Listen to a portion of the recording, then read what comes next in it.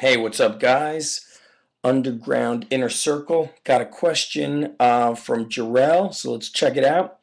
What's up, Zach? This is Jarrell. I'm a new member of the Underground Inner Circle. What up, Holmes? I'm glad to be part of it. Something I've been kind of concerned about, and that is me gaining more muscle but losing the belly fat. I'd like to think I could do both at the same time. I'd like to think it's possible. Or do I have to get bigger muscles first and then the fat comes off along with it? Or do I gain muscle first and then lose the fat later? My fat mass index is probably 20 or 24%. I weigh 225.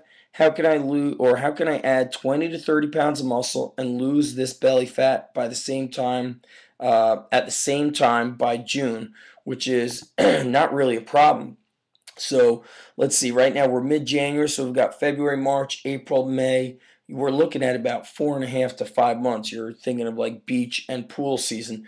Number one, follow the monthly underground workouts. If you're new to the underground, you go to the Start Here section. Start Here section would be you're going to start with the underground sandbag assault. Okay, make sure you download that. It's a zip file. Boom, then you open it up, follow those sandbag workouts, and then you want to follow some of the body weight training methods.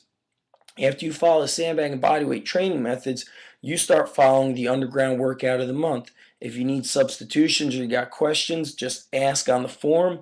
But predominantly, you're going to be using body weight, free weights, kettlebells, or one kettlebell and a sandbag. You could substitute kettlebells, use dumbbells if you have to, and just make yourself a sandbag. The way that you're going to lose body fat is by adding muscle. It speeds up your metabolism, so you're able to burn fat around the clock. That's what some people call afterburn. So let's say you work out at 5 in the evening, your body is still burning fat around the clock, because when you add muscle to the body, it utilizes more energy. So when you're sitting around watching TV and whatnot, sleeping, you're burning more fat. What you're going to want to do, and this is a tip I picked up from Dr. John Berardi a long time ago, is anybody who's focused on really leaning out needs to limit the amount of carbs that they intake. So essentially, he said have a little bit of carbs before your workout, and then you could have carbs post workout. Other than that, every meal should be protein and veggies. And what I'm doing right now is I'm back to following the warrior diet, usually 4 days a week, where I do a controlled fast during the day, and then the last 3, maybe 4 hours of my night is the overfeeding phase. So I definitely, you don't have to pick up Warrior Diet, but I do suggest you do so. It's an awesome book, an awesome read.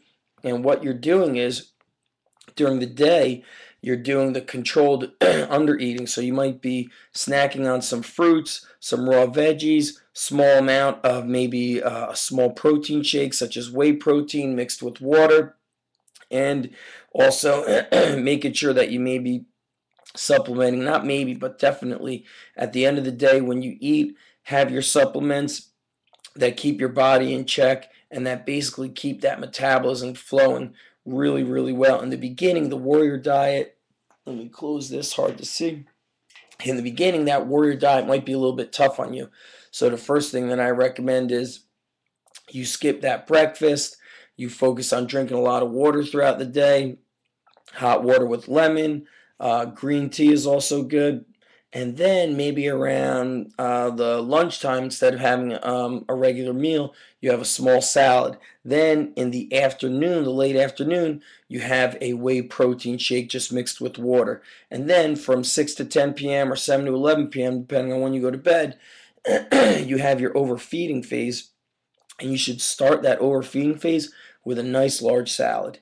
That would be the way to go. Nice large salad, have protein, have more veggies, have some carbs, and then this is usually the way it works for me. Then I wait an hour, then I have another meal, which is protein, high amounts of protein, veggies, small amounts of carbs. Carbs that tend to work best for me are all types of potatoes and yams, sometimes brown rice, but my body responds great to higher protein, salads, just, tons of veggies. If you're trying to burn that fat, focus on packing on the muscle and just eat clean. That's the bottom line. And if you really want to experiment with, that warrior diet, do it once or twice a week. I think you'll feel great with it. But 3 days a week with the underground workout of the month. On those other days, off days, non-training days, whatever you want to call it, incorporate sprints, swimming, mountain biking, any kind of outdoor activity that incorporates athleticism would be critical.